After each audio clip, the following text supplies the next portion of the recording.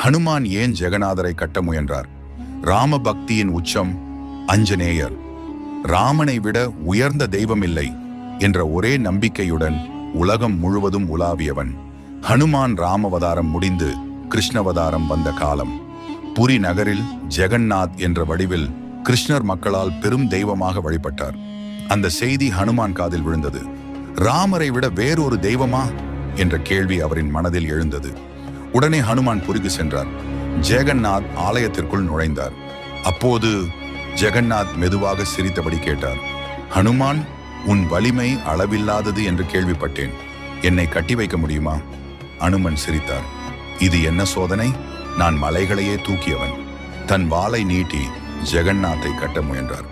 ஹனுமான் ஒரு சுற்று, 2 சுற்று, எத்தனை முறை சுற்றினாலும் ஜெகநாத் அசையவே இல்லை.